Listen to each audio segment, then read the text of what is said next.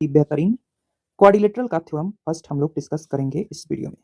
तो हमारे पास थ्योरम है कुछ इस प्रकार से कि अ diagonal of a parallelogram divides into two congruent triangles.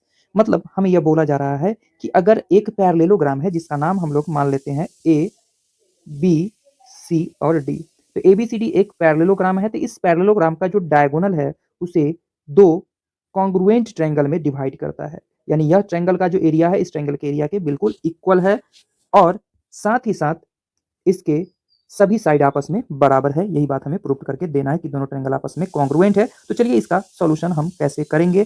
तो देखिए सबसे पहले हमारे पास जो दिया हुआ है लिख देते हैं, गिवन में लिखते हैं ए पैरेललोग्राम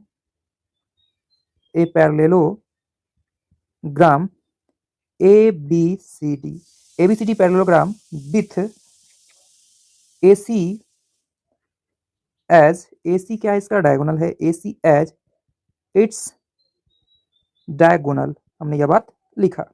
हमें प्रूव करके क्या देना है, तो लिख देते टू प्रूव, हमें प्रूव करके देना है कि यह ट्रायंगल इस ट्रायंगल के क्या है, कॉन्ग्रुएंट है। तो लिख देते हैं triangle A B C, triangle A B C congruent है ट्रायंगल ए डी सी के। यह बात हमें प्रूव करके देना है। ठीक है, प्रूफ के तौर पे, प्रमाण के तौर पे, PROO प्रूफ के तौर पे हम लोग कहाँ चलते हैं, ध्यान से देखिएगा। हम लोग एक बात पढ़े हैं, जानते हैं, अपोजिट साइड्स ऑफ पैरेललोग्राम, इसको 11 ग्राम नहीं पढ़िएगा, पैरेललोग्राम इज पैरेलल। सो हम लोग पढ़े हैं कि पैरेललोग्राम का अपोजिट साइड जो होता है पैरेलल होता है। सो हम बोल सकते हैं ए बी पैरेलल होगा DC के एंड AD पैरेलल होगा BC के। AD पैरेलल होगा किसके, BC के। ठीक है, तो यहां पर आप देख सकते हैं कि AB जो है वह पैरेलल है DC के। जब AB लाइन, ध्यान समझिएगा, जब AB लाइन, यह लाइन इस लाइन के पैरेलल है तो AC उसका ट्रांसवर्सल होगा। तो बोल सकते हैं, एंड हम बोल सकते हैं यह बात कि AC इज ट्रांसवर्सल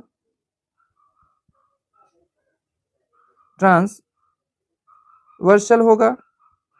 ठीक है, जब AC ट्रांसवर्सल होगा तो आप लोग को यह बात पता होगा कि यह एंगल इस एंगल के बराबर होगा, अल्टरनेट इंटीरियर एंगल। ठीक है, तो बोल पाएंगे एंगल BAC इक्वल होगा एंगल DCA के।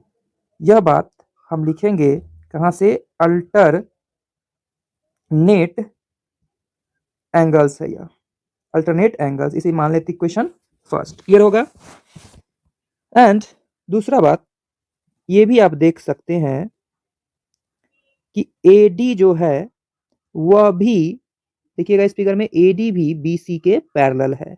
AD पैरेलल है BC के, तो यहां भी हम बोल सकते हैं AC इज द ट्रांसवर्सल।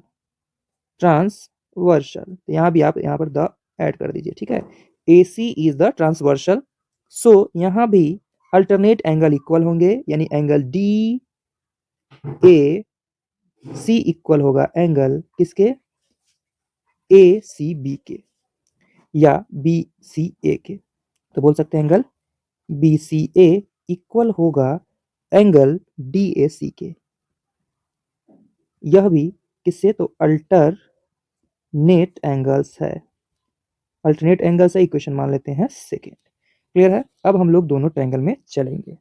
अब लिखेंगे हम लोग इन ट्रायंगल, चलिए दिख नहीं रहा होगा तो छोटा करके बताते हैं। तो देखिएगा अब लिखते हैं हम लोग in triangle ABC and triangle ADC।